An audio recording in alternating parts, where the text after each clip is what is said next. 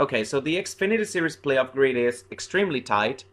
Outside of Sam Mayer, who's like 100 plus points above the cut line, everyone else not locked in yet is within a race's worth of points.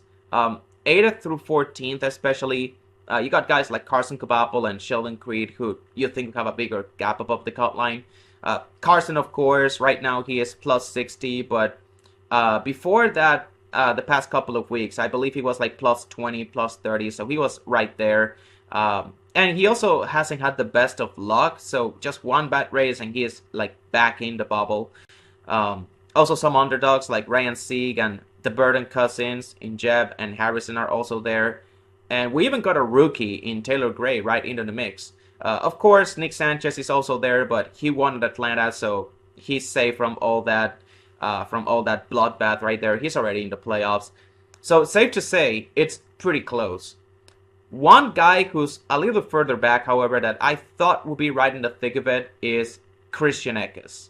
The guy many people, myself included, viewed as Kaulig's next young star and the guy that they would build around for the future. His results would suggest that he's been terrible, but if you actually watched the races and paid attention, you quickly notice that most of his poor finishes have been a product of either a mechanical failure or him getting caught up in somebody else's mess. Because early on in the season, he looked like a playoff driver. 4-5 races in, he was sitting top 10 in points or close to it. He had scored a couple of top 10s, including a 5th at Coda.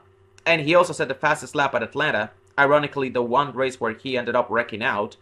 That stretch, however, was followed by 6 finishes outside the top 20 in the next 9 races, with 4 DNFs, 2 of those being mechanical. Blown engines at Homestead in Texas. He got treated like a ragdoll at Martinsville. And then at Nashville, he was involved in a wreck that happened on a restart when the field was getting up to speed. All those wrecks and misfortune put him nearly 80 points below the cut line at one point. Even his teammate and fellow rookie Daniel Dye was higher in points than him at the time, but he has since bounced back with back-to-back top 5s at Mexico City and Pocono to trim the deficit down to within a race's worth of points. Currently, as of the time I'm recording this video, he is minus 51. So he's got some momentum going. So now the question is, can he ride that wave all the way to a playoff berth? And it's gonna be a little bit tricky. But it's also worth mentioning that Eckes, he has finished in the top 5 at both road courses this season in Coda and Mexico. And there are plenty of those coming up. I mean, we're racing at Chicago this week, and you got Sonoma right after that. And towards the end of the regular season, you got Watkins Glen and Portland. So those tracks, in my opinion, present some big opportunities for Eckes to make up some ground on the cut line. Or even outright win one of those. I mean, Nick Sanchez won at Atlanta last week, so why not him too? So I think it's not too far-fetched that we can still see the 16 in the playoffs. However, even if he doesn't win, a late season rebound is still very much possible. It's all a matter of staying out of trouble, which is easier said than done.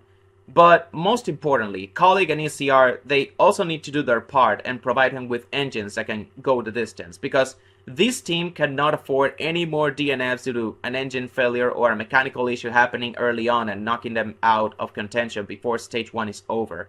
Just one DNF during this second half of the regular season could spell disaster for this 16 bunch. So while the playoffs are not out of the question, we're now entering the zone where Eckes and crew, they have to either win or do everything right, as close to perfect as possible, no screw-ups on the driver or the crew chief, for them to even have a shot.